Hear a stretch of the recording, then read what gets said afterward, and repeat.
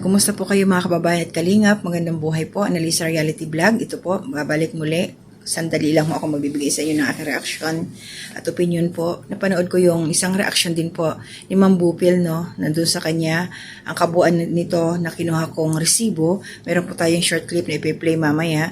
Pero bago ang lahat, gusto kong pasalamatan po new subscribers. Thank you po sa pagsuporta ninyo sa akin. Mga silent viewers, nasa comment section, nagta-thumbs up, nagla-like, nag-share.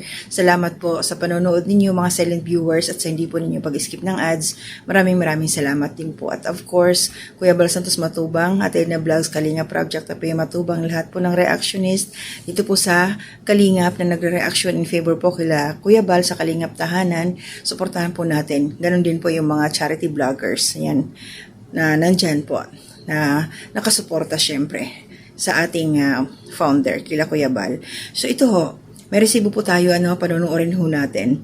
Kasi napanood ko to, sabi ko, gusto ko rin magbigay ng aking opinion, patungkol dito sa, may isa kasing Anday Kalingap, isang kapitana na, ayon sa kanya, tinapatan daw ni Kalingap Rab si Beyonce dahil nga itinuloy yung, Edbri, yung tandem, yung collaboration ni Kalingap Edo at saka ni Bridget. Pero bago yun, panoorin muna natin to. Ma'am Bupil, shoutout po sa inyo. Maraming salamat po. Short clip lang ko po ito, pahiram muna. So, ano nangyari?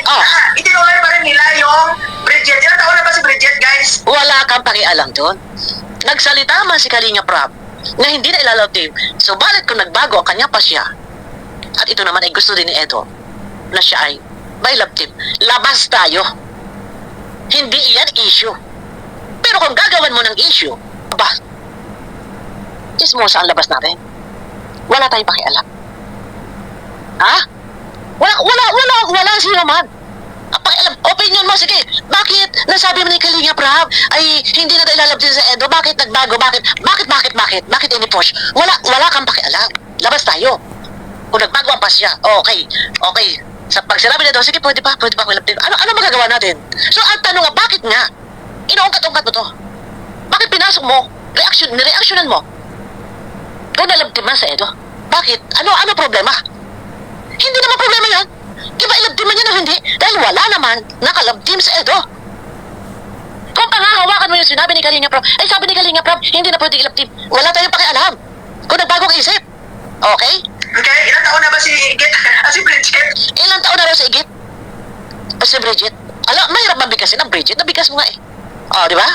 Ilang taon na ba? May sinabi ka dito kanina, mahirap mabigasin ang Bridget. Igit. Tuloy. Kap.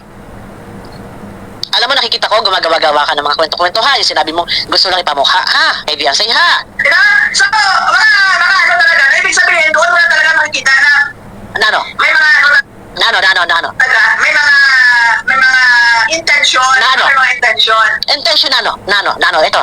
Tinapatan nila talaga para bumagsak si Beyonce. Yes! Hindi ko alam kung iyon ay binasa.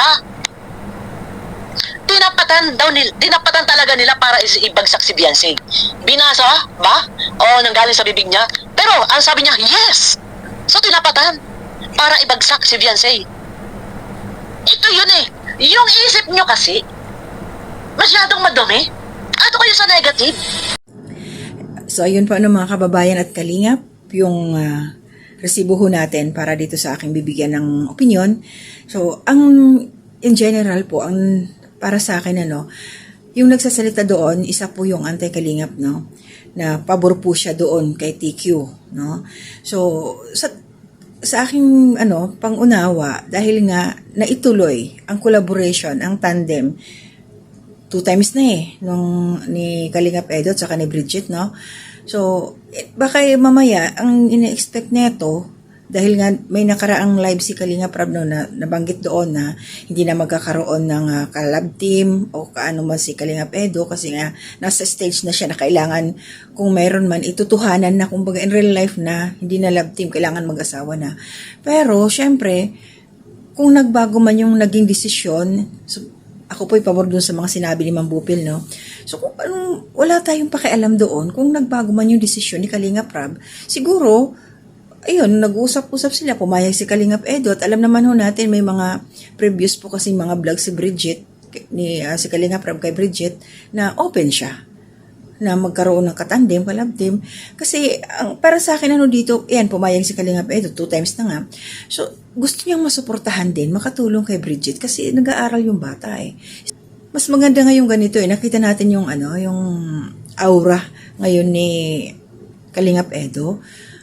Sabi ko nga, na siya eh, masaya. May mga, may mga tawag dito, sayaw-sayaw nga sila nila Kalingap Tata. So, ibig kong sabihin dito, wag naman, porkit may mga pinagdaanan na, mapapako na lang tayo sa nakaraan. Kailangan natin mag-move forward. Panibagong chapter, yung libro, di ba? Hindi naman lagi na-jack lang sa chapter 1. Paulit-ulit mong babasahin, babalik-balikan yung chapter 1. Hindi ka na mag-move sa chapter 2. Ano yun? Di ba? So, ito panibagong kwento, panibagong susubaybayan natin. At nakita naman ho, hindi po, para sa akin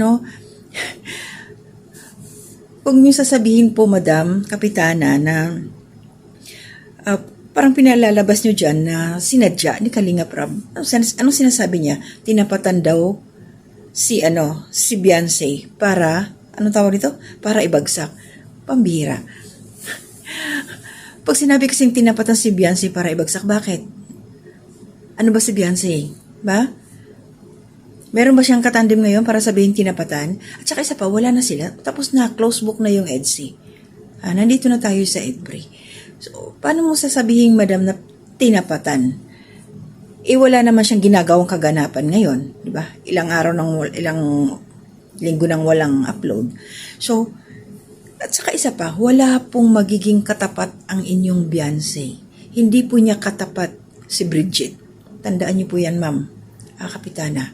Dahil iba po ang ugali, mentality. Magkaiba si Beyonce at saka si Bridget. Wag na wag ninyo pong sasabihin na tinapatan. Dahil para sa akin, hindi tatapat si Bridget kay Beyonce. At hindi, kasi pag sinabi mong tatapat ka, papantayan mo yung hindi sila magkalibel. Ganun lang. Hindi sila magkalibel. Magkaiba po. Bawat tao, mayroon tayong sinasabing individualities. So, wag natin ikukumpara siya.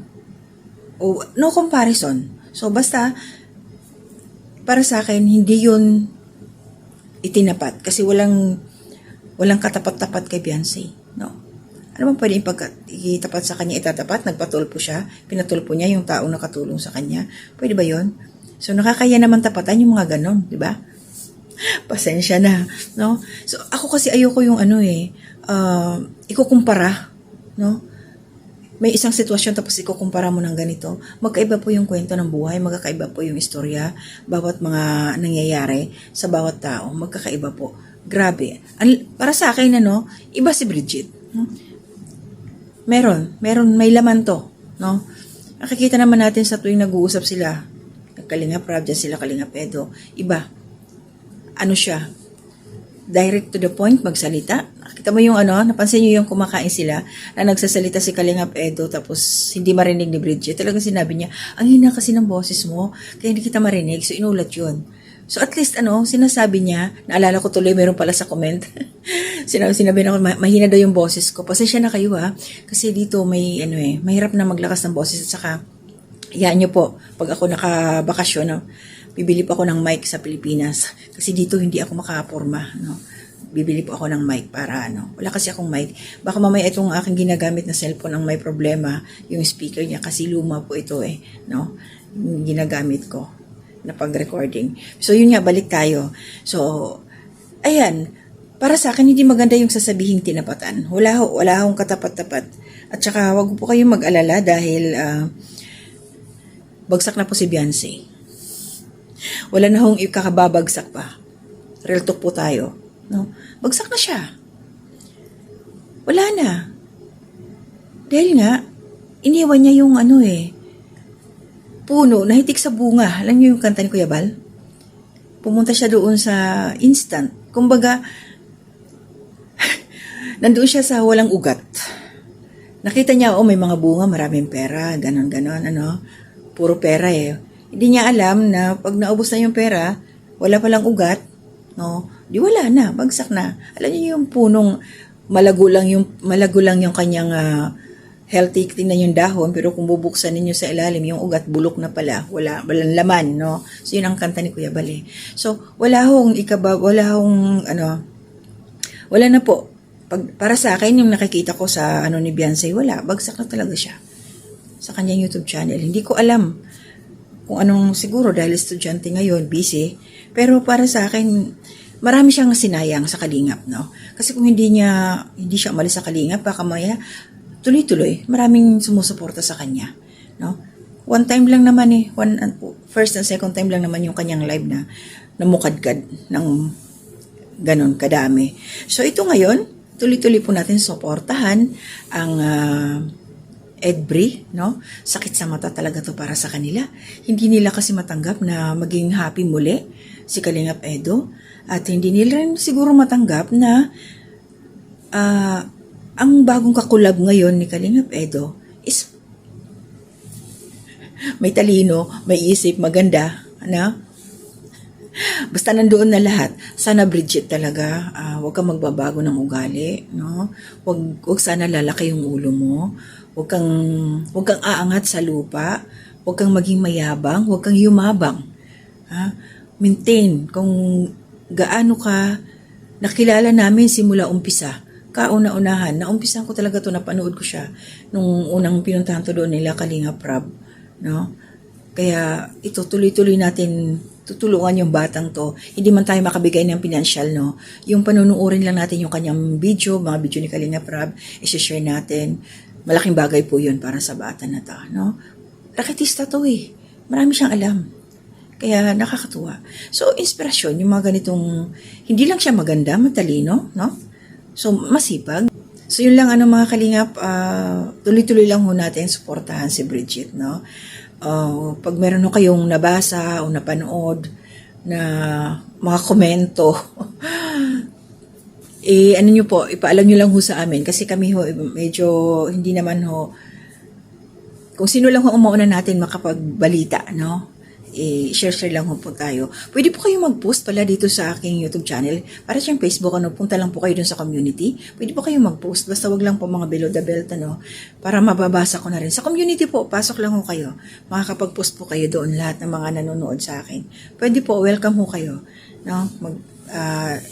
Doon po kayo mag-interact, no? Kung meron kayong gustong sabihin, meron kayong mga nakita, screenshot ninyo, pwede nyo pong i-post doon sa akin, sa community ko. Pasok lang po kayo sa main entrance po ng aking YouTube channel. Basta meron po doon, open po yun, hindi ko po siya i-close para welcome po ang lahat. So yun lang yun sa akin, maraming salamat po. Tuloy-tuloy po natin suportahan ang panibagong collaboration na to, tandem, no? Basta masaya tayo, no? Ano nababasa ko doon? Everybody happy. Nababasa ko yun. Sino ba yung promotor nun? No, shout out po sa inyo kung sino man. Ang galing, no? Everybody happy. Pero yung sa kabila, everybody iyak. Peace tayo sa kanila, Basta good vibes lang po tayo, Tuloy-tuloy lang ho natin. Suportahan ang panibagong tandem na to. Morning po kila Nanay Soledad Belmonte, Ma'am Lily Hubilla, Ma'am Marilyn Cabanilla, Ma'am Susan Dairo. Kumusta na po, Ma'am Pia Cash, Ma'am Amy Bayogo. Into Unique Adventure, shout out sa inyo. Ayan, kila Ate Mingay at saka kay Kuya Buknoy, shout out po. Sino-sino pa ba? Basta sa inyong lahat, sa aking pinsan Rose Tradition, shout out, Ma'am Amy. Ma'am Lia ITV, shout out po. Mga host ng Karaba, shout out. Then sila Ma'am Fleur, shout out din po. So yun po yung mga hindi ko na i-shout out. Basta always po ako thankful sa inyong lahat. Maraming salamat sa aking community spotlight. Mag-iingat po tayo palagi. Hanggang sa muli, bukas uli kung may time. To God be the glory and honor.